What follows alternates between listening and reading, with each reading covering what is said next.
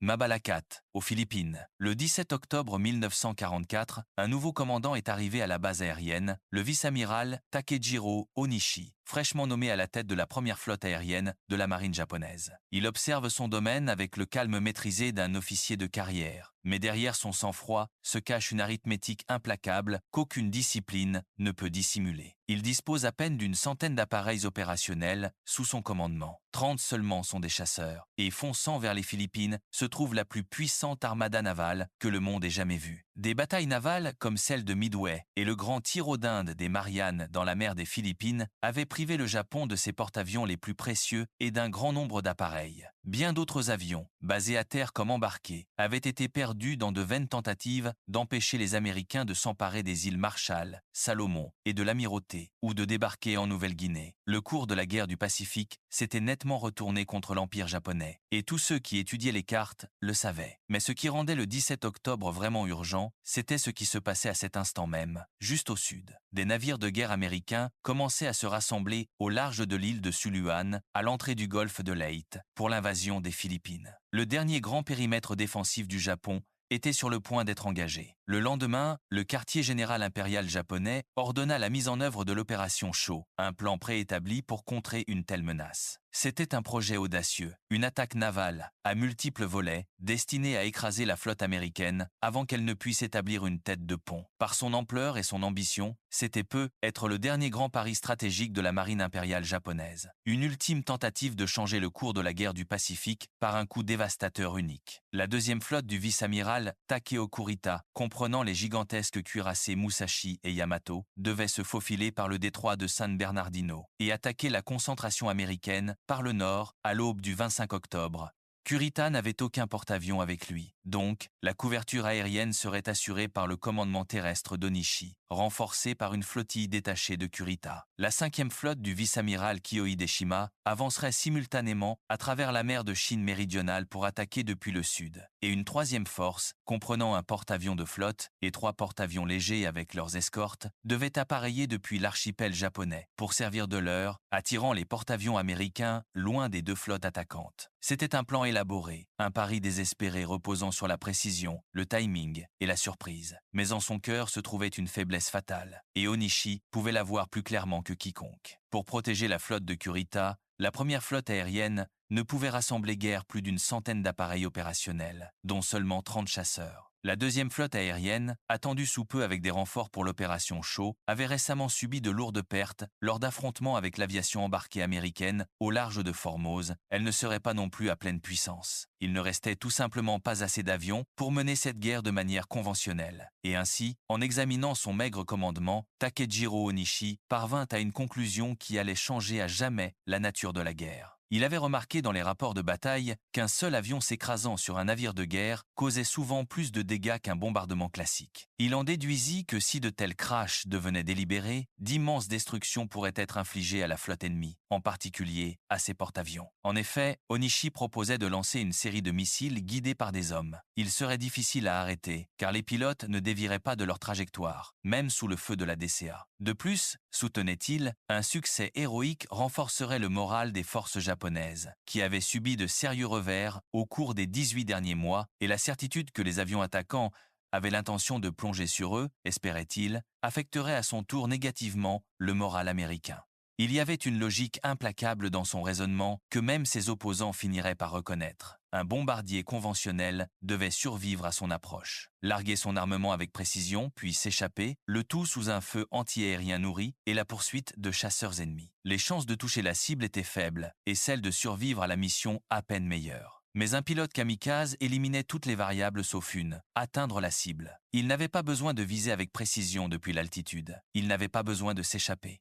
Il lui suffisait de diriger son avion chargé d'explosifs contre le flanc d'un navire. Les mathématiques de la destruction étaient réduites à leur forme la plus élémentaire. C'était un calcul de désespoir, habillé dans le langage de la stratégie, et il était sur le point d'être mis en œuvre. 2 jours après sa prise de fonction, Onishi révéla son intention à un petit groupe d'officiers d'état-major et de commandants d'escadrille du 200, une groupe aérien et de la 26 flottille aérienne à Mabalacote, sur l'île de Luçon. Il exposa la gravité de la situation stratégique globale, insistant sur la nécessité d'empêcher les avions américains d'interférer avec le passage de Caritas vers le golfe de Leyte. Ces mots furent sans détour. Nous devons frapper les porte-avions ennemis et les maintenir neutralisés pendant au moins une semaine pour y parvenir. À cette fin, il comptait organiser des unités d'attaque suicide composées de chasseurs zéro, armés de bombes de 250 kg, chaque appareil devant s'écraser sur un porte-avions ennemi. Il n'y avait aucun euphémisme, aucune ambiguïté. Les pilotes feraient voler leurs avions directement contre les navires américains et mourraient dans l'explosion. Après la dispersion de la réunion, le commandant Asaichi Tamei expliqua la proposition à 23 sous-officiers du 200, une groupe aérien. Ils acceptèrent tous de participer, selon Tamei, dans une frénésie d'émotion et de joie, évoquant le typhon qui avait détruit une flotte d'invasion mongole au XIIIe siècle.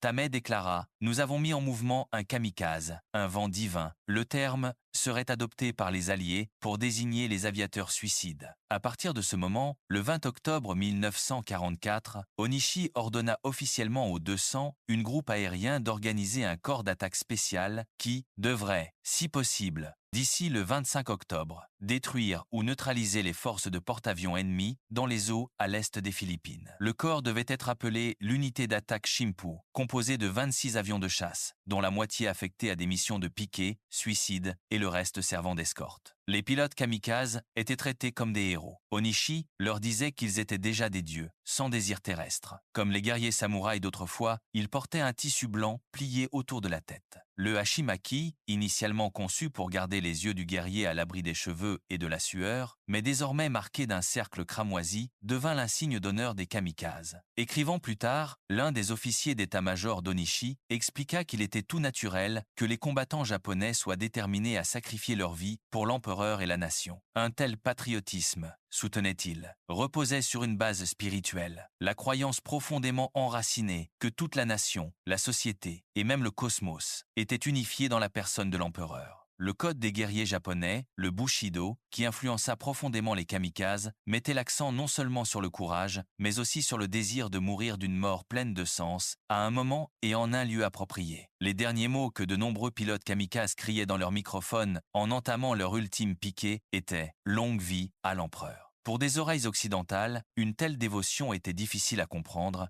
mais pour les jeunes hommes qui se portèrent volontaires, et tous les témoignages insistent sur le fait que les premiers kamikazes étaient de véritables volontaires, le sacrifice n'était pas perçu comme une annihilation, mais comme une transcendance. On leur disait qu'ils deviendraient des esprits protecteurs de la nation. Leur famille serait honorée, leur nom serait retenu dans une culture où le devoir envers le groupe l'emportait sur la survie individuelle, et où mourir au service de l'empereur était considéré comme la plus haute des réalisations. Le concept de kamikaze puisait dans des courants bien plus profonds que la seule stratégie militaire. Il s'appuyait sur des siècles de tradition, par conviction religieuse, par un sentiment de crise nationale si profond que le sacrifice ultime semblait non seulement raisonnable, mais nécessaire. L'unité Shimpu fut divisée en 4 sections dans l'après-midi du 20 et 1 octobre.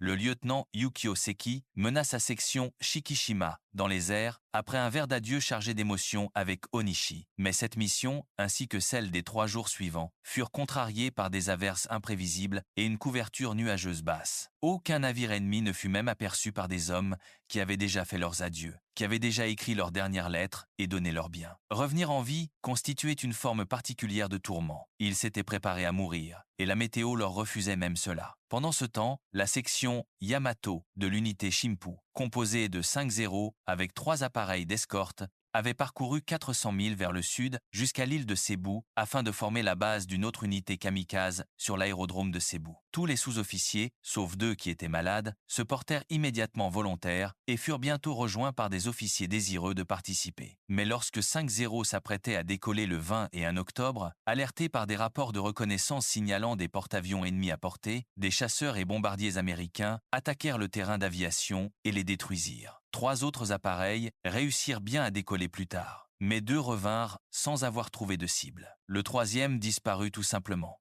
6 avions kamikazes potentiels avaient été perdus pour rien.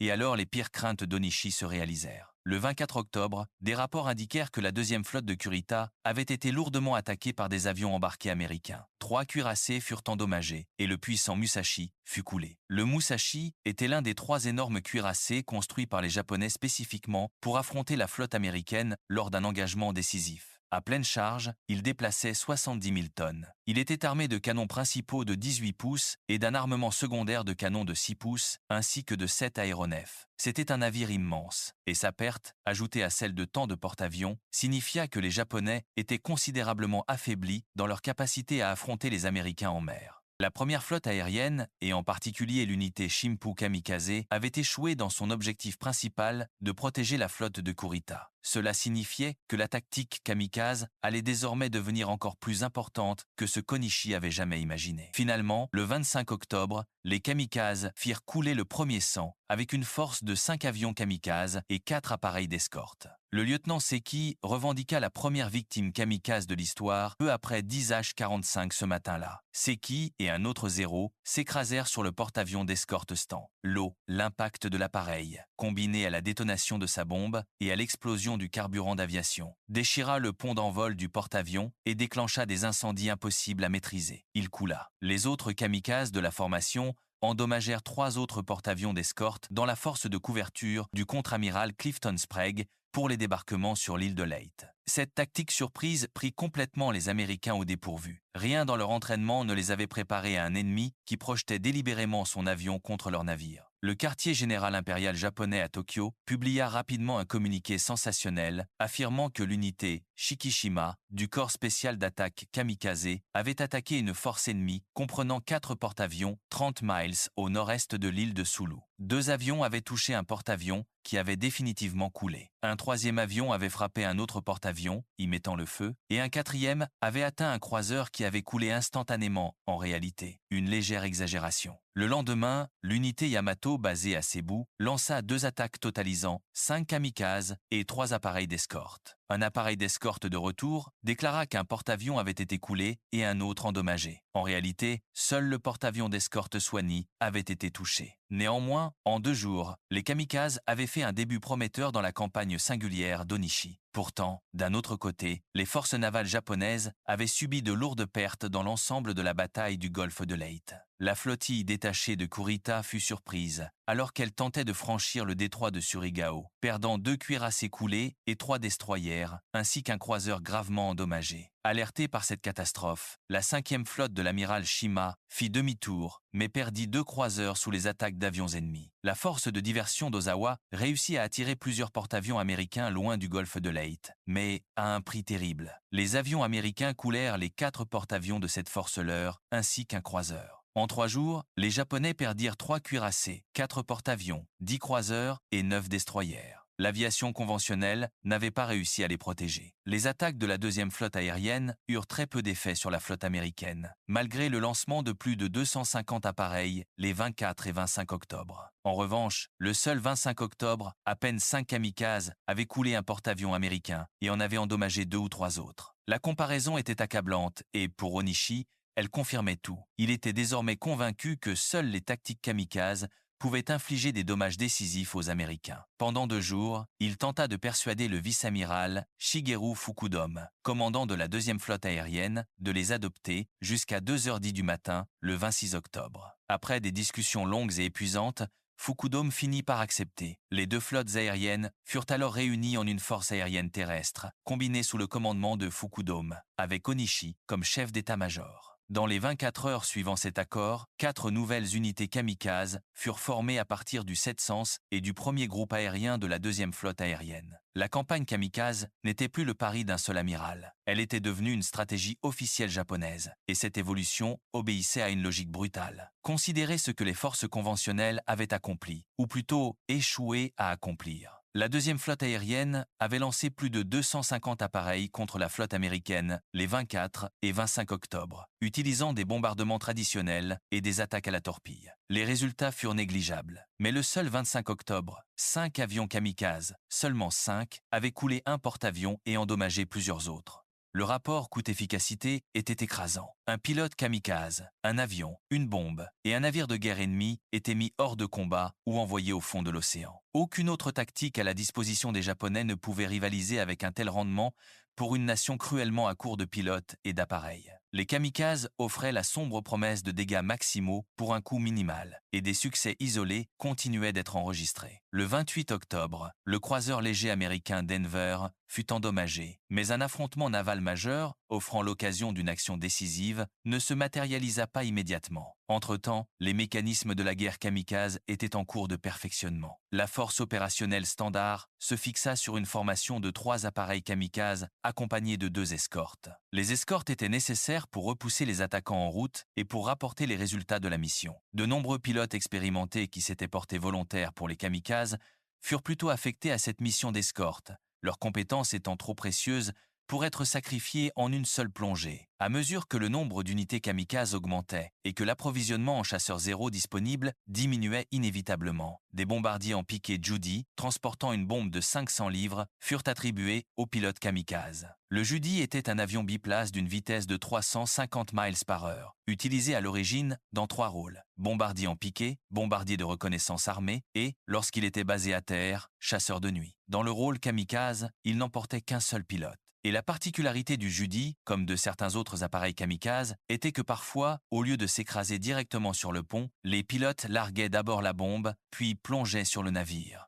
Le résultat était une double explosion. Des méthodes d'approche plus variées apparurent également. Un vol à haute altitude, entre 18 000 et 20 000 pieds, se justifiait par le fait que l'interception y était moins probable et qu'il était plus facile pour des pilotes inexpérimentés de manœuvrer, mais la plongée devait rester peu prononcée afin d'éviter la perte de contrôle sous l'effet de la gravité. L'alternative consistait en une approche à très basse altitude, conçue pour contrer le radar américain, que l'on pensait capable de détecter des avions à haute altitude à 100 000 s de distance. Une fois un navire ennemi repéré, les pilotes kamikazes volant à basse altitude devaient monter rapidement à 12 000 à 15 000 pieds et adopter un piqué prononcé à relativement courte, porté vers le pont de la cible. Frapper le flanc d'un navire était considéré comme moins efficace. Avant de partir pour leur mission finale, les pilotes kamikazes léguaient leurs effets personnels à des amis et écrivaient des lettres d'adieu à leur famille, y joignant souvent des souvenirs personnels, des mèches de cheveux, des photographies, quelques mots destinés à des parents qui ne reverraient jamais leur fils. Ces lettres, dont beaucoup subsistent, comptent parmi les documents les plus poignants de la Seconde Guerre mondiale. Désormais, la perte de tant de navires japonais lors de la bataille du golfe de Leyte fit reculer l'idée d'un affrontement naval majeur. Onishi soutint que les kamikazes devaient réorienter leurs efforts, en opérant conjointement avec les unités de l'armée pour attaquer les bâtiments d'invasion américains, y compris les transports, et ne plus se concentrer uniquement sur les porte-avions. Il obtint l'accord du quartier général impérial pour augmenter la force d'attaque spéciale de 300 appareils. En réalité, seuls 150 appareils partirent s'entraîner à Formose, dont 140 arrivèrent, transportant en plus 8 pilotes qui s'étaient fait emmener. Ces recrues, qui nécessitaient une formation supplémentaire pour compléter la force kamikaze, ont donné une impression durable mais erronée selon laquelle tous les volontaires étaient inexpérimentés. En vérité, nombre des premiers kamikazes étaient des aviateurs chevronnés, mais pour ces nouveaux venus, en raison de la dégradation de la situation, seuls 7 jours de préparation purent être accordés. Les 2 premiers jours étaient consacrés à l'entraînement au décollage, les 2 suivants au vol en formation, les 3 derniers à l'approche et à l'attaque d'une cible. 7 jours pour apprendre à mourir. Considérez ce que ce programme d'entraînement signifiait en termes humains. Un jeune homme peut être âgé de 19 ou 20 ans, peut être issu d'un village agricole ou d'un amphithéâtre universitaire, arrivait sur un terrain d'aviation à Formose, sachant qu'en une semaine, il serait censé lancer son appareil contre le flanc d'un navire de guerre américain. Pendant 2 jours, il apprit à faire décoller son avion. Pendant 2 autres, il s'entraîna à voler en formation avec d'autres hommes qui partageaient son destin. Et durant les 3 derniers jours, il répéta l'approche, le vol à basse altitude, la montée soudaine, le piqué abrupt vers une cible qui tirerait sur lui avec tout ce qu'elle avait. Il n'y aurait pas de seconde tentative, aucune marge d'erreur. L'entraînement n'incluait pas comment survivre, car la survie ne faisait pas partie du plan. Une fois que les Américains eurent pris l'île de Leyte, il s'avéra qu'elle était trop marécageuse pour permettre la construction d'aérodromes. Le général Douglas MacArthur décida donc de prendre l'île de Mindoro, à 300 miles au nord. Le 12 décembre 1944, une force opérationnelle quitta Leyte, mais subit une attaque violente d'avions kamikazes qui utilisèrent les petites îles de l'archipel philippin comme couverture et arrivèrent à basse altitude pour éviter la détection radar. Le croiseur léger Nashville fut touché, avec 137 morts et près de 200 blessés, dont le commandant de la force, le brigadier général William C. Dobdunkel. Le destroyer à radin fut également endommagé par un kamikaze, laissant 15 morts et 25 blessés. Les 2 navires firent demi-tour, mais survécurent. Le destroyer de classe Fletcher était le principal destroyer utilisé par les Américains dans la guerre du Pacifique. Il avait une vitesse de 37 nœuds et était équipé de 10 tubes lance-torpilles avec des charges de profondeur, lui conférant une capacité anti-sous-marine qui le rendait idéal pour protéger les grands navires tels que les cuirassés et les croiseurs. Mais la classe Fletcher disposait aussi d'un radar très efficace, ce qui la rendait également adaptée aux missions de piquet en avant de la flotte principale. La vitesse et la maniabilité étaient ses caractéristiques déterminantes, des qualités qui seraient mises à l'épreuve encore et encore dans les mois à venir. Le convoi de Mindoro poursuivit sa route, et des chasseurs L4 embarqués abattirent encore 30 avions japonais, dont certains kamikazes, avant qu'ils ne puissent atteindre leur cible. Une fois Mindoro sécurisé, MacArthur lança une attaque majeure contre l'île principale de Luzon, où se trouvait la capitale Manille et la vaste base aérienne de Clarkfield. Le 2 janvier 1945, une autre puissante force opérationnelle, protégée par des cuirassés, des croiseurs, des destroyers et des porte-avions de la 7e flotte américaine, quitta Leyte pour la plus grande prise jusqu'alors, Luzon. Les kamikazes rendirent le voyage éprouvant, attaquant le convoi sans relâche, tandis qu'ils se frayaient un chemin à travers l'archipel philippin. Le 4 janvier,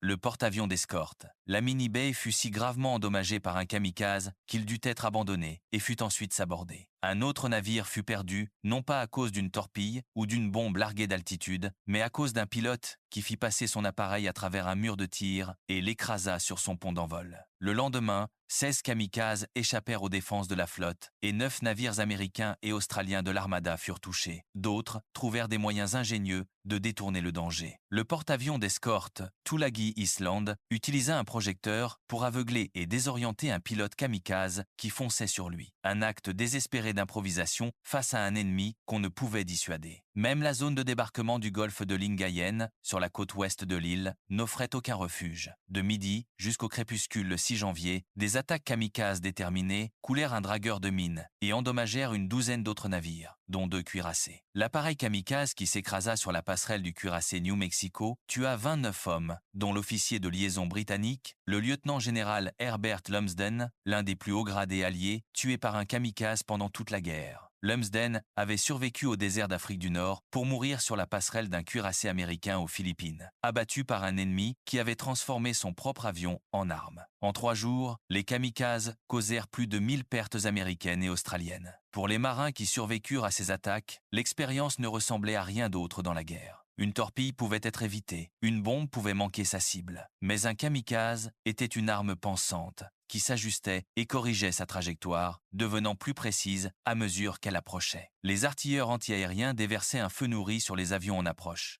Voyant les traçantes zébrer le ciel, des morceaux se détachaient du fuselage, et pourtant, l'appareil continuait d'avancer. Parfois, il était en flammes à l'impact. Parfois, le pilote était déjà mort, son avion poursuivant sa course par seule inertie. Et parfois, de façon presque inconcevable, le pilote était encore en vie et continuait de diriger, se faufilant à travers un rideau de feu pour atteindre sa cible, avec une précision qu'aucune bombe non guidée ne pouvait égaler. La menace des kamikazes sur les débarquements de Luzon ne diminua que lorsque les avions américains des porte-avions de la 3e flotte de l'amiral William F. H. Halsey contraignirent les Japonais à abandonner leurs aérodromes sur Luzon le 7 janvier. Le danger provenant de ce secteur prit fin du 20 octobre 1944 au 6 janvier 1945. Les Japonais affirmèrent que des avions kamikazes, opérant depuis les Philippines, avaient coulé 37 navires de guerre américains et en avaient endommagé 59, soit un total de 96. En réalité, ils en coulèrent 16 et en endommagèrent 87, soit un total de 103. Les kamikazes avaient en fait dépassé leurs propres revendications exagérées en termes de nombre total de navires touchés. Ce fut un constat qui donna à réfléchir pour la marine des États-Unis et il souleva une question qui entrait les planificateurs américains pour le reste de la guerre. Si quelques centaines de kamikazes pouvaient causer autant de dégâts aux Philippines, que se passerait-il lorsque le Japon lancerait tout ce qu'il avait contre la flotte lors d'une invasion du territoire national? Lui-même, les kamikazes n'en avaient, n'est pas encore fini. Les unités survivantes se retirèrent à Formose,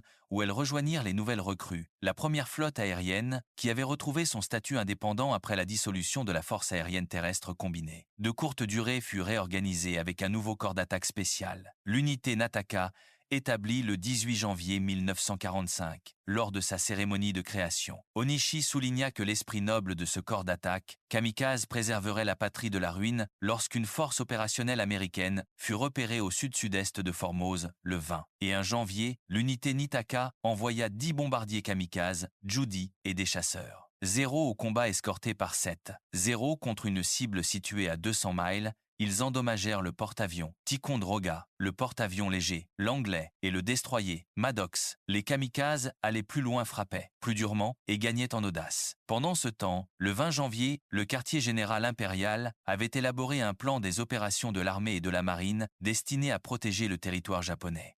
La puissance aérienne serait préservée afin de porter un coup décisif une fois qu'une flotte d'invasion entrerait dans la zone de défense. Un plan opérationnel conjoint armée-marine, approuvé le 6 février, ordonna la concentration de toutes les unités dans la zone de la mer de Chine orientale durant février et mars 1945. L'accent principal fut mis sur l'activation rapide, l'entraînement et l'emploi massif des unités aériennes d'attaque spéciale. Le kamikaze n'était plus une improvisation tactique. Il était la pierre angulaire de la stratégie de défense du territoire japonais sur ordre du commandant de la flotte aérienne. Le 18 février, le capitaine Ryuichi Sugiyama, du 601 groupe aérien, lança un appel à volontaires pour former une nouvelle unité kamikaze. Il fut submergé de candidats. Il choisit le lieutenant Murakawa pour diriger la formation composée de 32 appareils, officiellement créée le 19 février, sans entraînement particulier. Cette unité décolla le 20 et 1 février pour attaquer des navires de guerre américains à Iwo Jima, à 800 milles à l'est d'Okinawa, qui avaient été envahis 6 jours plus tôt. Les appareils d'escorte de retour affirmèrent qu'un porte-avions et 4 transports avaient été coulés, et qu'un second porte-avions, ainsi que 4 autres navires de guerre, avaient été endommagés. En réalité, le porte-avions d'escorte Bismarck C fut perdu. Il chavira et coula après une série d'explosions internes dévastatrices. Et le porte-avions Saratoga, le porte-avions d'escorte Lunga Point, un navire de ravitaillement et 2 transports, furent endommagés. Le Saratoga, l'un des porte-avions les plus anciens et les plus prestigieux de la flotte américaine, avait survécu à des attaques à la torpille, à des bombardements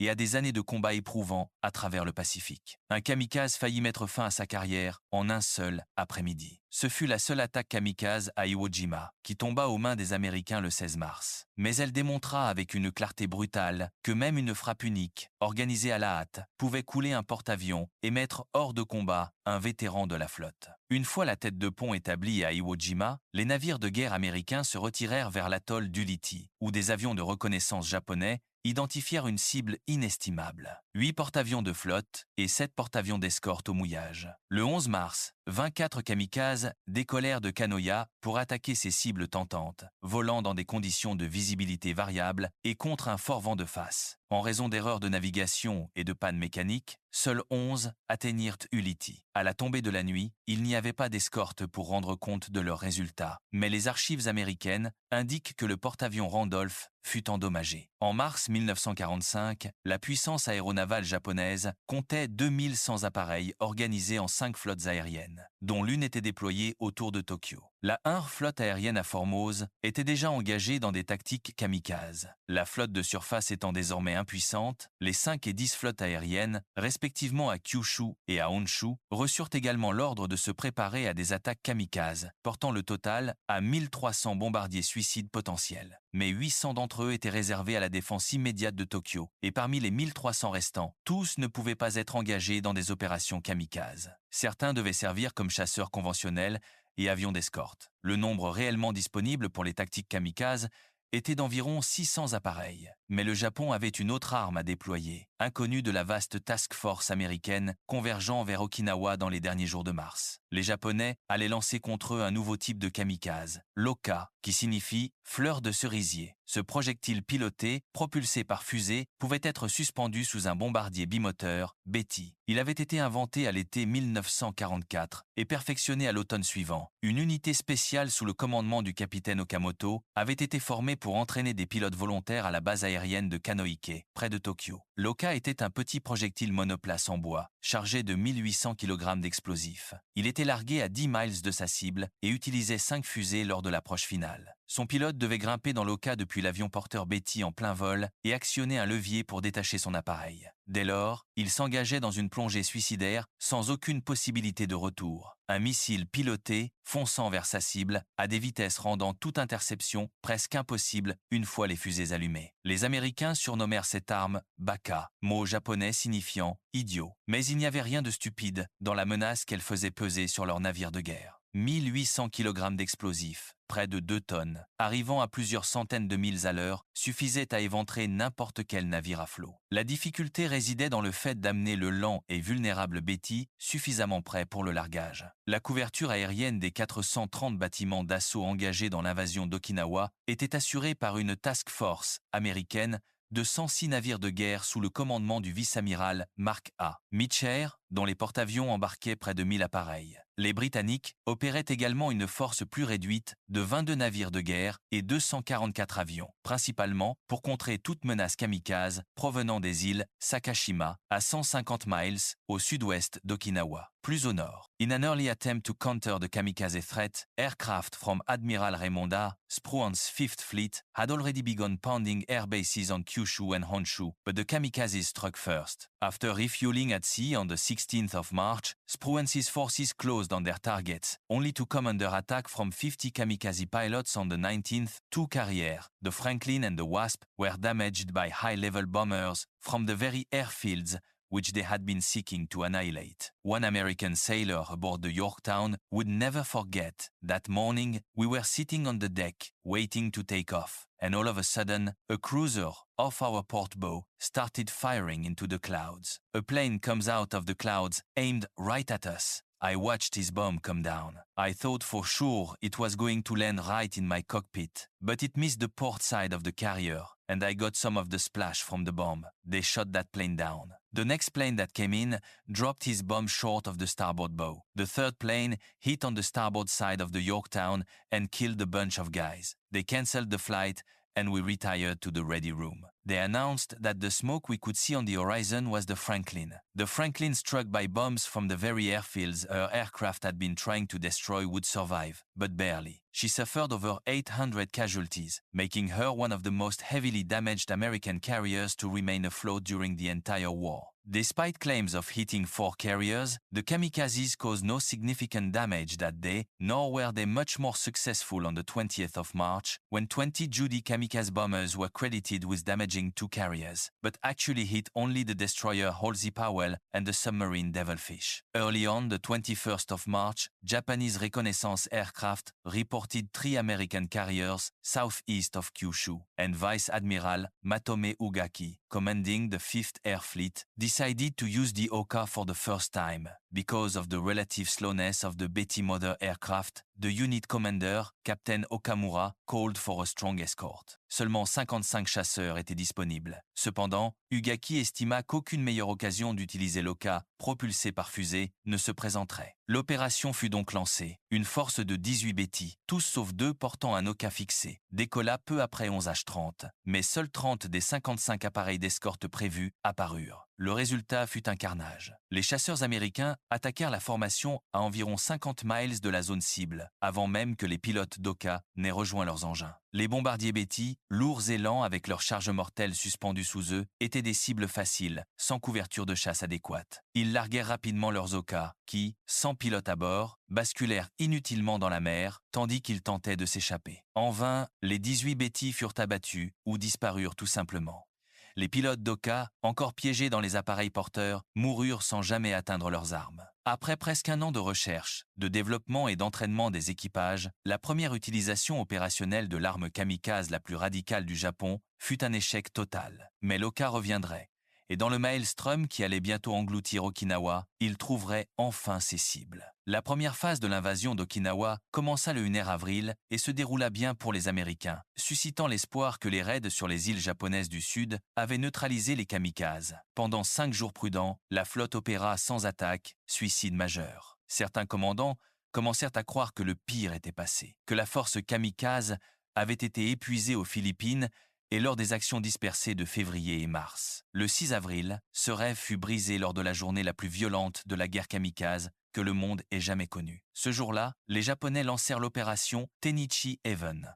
Numéro 1 contre la flotte au large d'Okinawa, avec 700 appareils venant de Kyushu, l'écran avancé de destroyers équipés de radars, positionné à 50 miles en avant de la flotte principale, fut rapidement attaqué. Une histoire circula ensuite. Agacé d'être pris pour cible par les kamikazes, l'équipage d'un destroyer en mission de piquet peignit sur le pont une énorme flèche, avec à sa pointe d'énormes lettres indiquant « porte-avions par là ». Pour comprendre l'ampleur de ce que les kamikazes attaquaient, il faut saisir l'organisation de la présence navale américaine à Okinawa. Le terme « task force » désigne un groupement de navires constitué pour un rôle permanent ou temporaire. La force opérationnelle de porte-avions rapide sous les ordres de l'amiral Meecher avait une désignation permanente, la Task Force 58. Mais pour l'invasion d'Okinawa, il existait aussi une formation temporaire, la Task Force 51, qui était la force expéditionnaire conjointe chargée de débarquer les troupes. Deux autres forces opérationnelles temporaires, les 52 et 54, assuraient des rôles immédiats en soutien direct des débarquements. Et au-delà de tout cela, il y avait deux forces de porte-avions, la Task Force 57,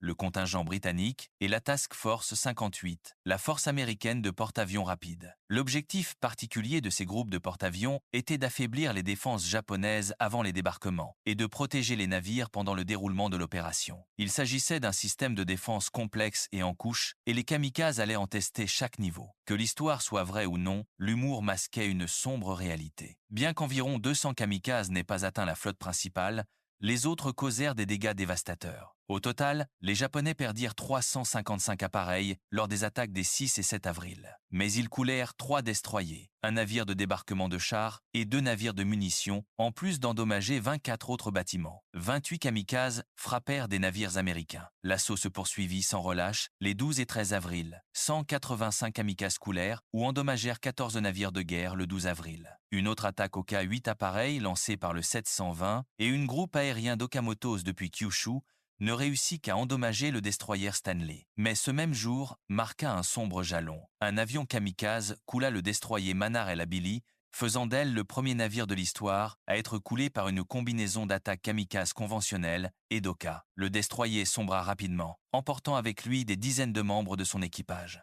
L'Oka avait finalement trouvé sa cible, non pas dans l'attaque de masse qu'Ugaki avait envisagée, mais dans le chaos et la confusion de l'offensive kamikaze plus large, au large d'Okinawa. Les chasseurs de patrouille aérienne de combat, envoyés par rotation depuis les porte-avions américains, cherchaient à abattre les kamikazes avant qu'ils ne s'engagent dans leur plongée finale, et les artilleurs anti-aériens tentaient de les pulvériser à coups d'obus à mesure qu'ils approchaient. Une patrouille aérienne de combat protégeait essentiellement une force navale à portée de l'ennemi, et elle se composait généralement de chasseurs, envoyés par relais, pour défendre la flotte contre toute attaque aérienne ennemie. Il y avait aussi des avions de reconnaissance qui remplissaient un double rôle. Leur radar leur permettait de repérer les appareils entrants, et ils assuraient également une veille anti-sous-marine, alertant la flotte en cas d'attaque de sous-marins imminente. C'était une défense sophistiquée, à plusieurs niveaux, mais les kamikazes attaquaient depuis la brume du Nord en groupe, parfois des dizaines à la fois, submergeant les défenses par leur seul nombre, et la terrifiante certitude de leur intention. Les destroyers en mission de piquet encaissaient le pire, stationnés à 50 000 de la flotte principale. Ils étaient les premiers navires que les kamikazes rencontraient, et les pilotes, désireux d'accomplir leur mission, piquaient souvent sur la première cible qu'ils voyaient, plutôt que de poursuivre vers les porte-avions. Les destroyers de classe Fletcher, avec leur vitesse de 37 nœuds, leur radar efficace et leur manœuvrabilité, étaient bien adaptés au service de piquet, mais aucune vitesse ne pouvait distancer un avion qui n'avait aucune intention de se détourner. Les hommes qui servaient sur ces destroyers avancés savaient qu'ils étaient les navires les plus exposés de la flotte. Ils appelaient cela la ligne de feu. Le 11 mai, dans ce qu'un observateur américain décrivit comme un tourbillon d'avions venant de toutes les directions, 150 kamikazes lancèrent une nouvelle attaque déterminée. Beaucoup furent abattus avant d'atteindre leur cible, mais 2 s'écrasèrent sur le porte-avions Bunker Hill, tuant 389 hommes et en blessant 264. Les incendies brûlèrent pendant des heures. L'amiral Meecher fut contraint de transférer son pavillon sur l'Enterprise, qui fut lui-même touché 3 jours plus tard. Les kamikazes ne se contentaient pas d'endommager les navires. Ils démantelaient la structure de commandement américaine, un navire amiral à la fois. Entre le 6 avril et le 22 juin 1945, lorsque les Américains sécurisèrent finalement Okinawa, une série coordonnée de 1465 attaques kamikazes fut menée de jour comme de nuit, y compris des sorties d'Oka. Les Japonais revendiquèrent 11 navires de guerre coulés et 102 endommagés. Les archives américaines racontent une autre histoire. Et, incroyablement, elle est pire que ce que les Japonais pensaient. 26 navires furent coulés et 164 endommagés par des kamikazes durant cette période. Le commandant Nakajima conclut plus tard que ces chiffres élevés devaient inclure les victimes d'efforts suicides sporadiques et à petite échelle qui mobilisèrent encore 200 avions de l'armée et de la marine, en plus des attaques organisées. Les Américains estimèrent qu'environ 15% des attaques kamikazes au large d'Okinawa furent efficaces, ce qui signifie qu'environ un kamikaze sur 7 ayant décollé touchait effectivement un navire. À l'exception des navires touchés par des impacts directs, 97 autres furent endommagés par des explosions à proximité. Près de 10 000 pertes navales américaines furent subies durant la campagne d'Okinawa et environ la moitié d'entre elles furent causées par des kamikazes. Ces chiffres méritent d'être répétés. 10 000 pertes, dont 5 000 infligées par des hommes qui projetaient délibérément leur avion sur des navires. Le coût psychologique était incalculable pour les marins américains en service de veille radar. Chaque point sur l'écran radar pouvait être la dernière chose qu'ils verraient jamais. Les kamikazes avaient introduit quelque chose de nouveau et de terrible dans la guerre navale. Un ennemi qui ne pouvait être ni intimidé, ni dissuadé, ni négocié, un ennemi qui était déjà mort avant même que la bataille ne commence. Les navires qu'ils frappaient allaient des plus puissants porte-avions aux plus petits dragueurs de mines. Ils touchaient aussi bien des croiseurs lourds que des croiseurs légers, tous deux d'environ 10 000 tonnes, différenciés par leur armement. Les croiseurs lourds étaient équipés de canons de 8 pouces, les croiseurs légers d'un armement de 6 pouces. Tous deux avaient une vitesse d'environ 32 nœuds, mais le croiseur léger avait une plus grande autonomie opérationnelle de 14 000 milles à 15 nœuds, ce qui le rendait inestimable pour des opérations prolongées. Les kamikazes ne faisaient pas de distinction. Un navire était un navire, et tout navire qui brûlait ou coulait était une victoire. Et pourtant, malgré tous les ravages qu'ils causèrent, malgré tous les navires qu'ils coulèrent et toutes les vies qu'ils prirent, les kamikazes ne parvinrent pas à obtenir la victoire décisive recherchée par le haut commandement japonais. L'invasion des Philippines ne fut pas empêchée. Iwo Jima tomba, Okinawa tomba. L'avancée américaine se poursuivit, implacable et irrésistible. Car les kamikazes, malgré tout leur courage et toute leur destruction, ne purent couler suffisamment de navires assez rapidement pour renverser le cours de la guerre. Sans aucun doute, les kamikazes causèrent des ravages considérables parmi les navires de guerre américains durant les derniers mois de la guerre du Pacifique. Mais malgré leur détermination fataliste, ils ne purent surmonter l'équation fondamentale selon laquelle la production industrielle et la supériorité numérique finissent, en définitive, par l'emporter même sur l'arme la plus terrifiante si le camp qui l'utilise ne peut remplacer ce qu'il dépense. Chaque pilote kamikaze qui plongeait sur un navire était irremplaçable. Les navires qu'ils frappaient ne l'étaient pas.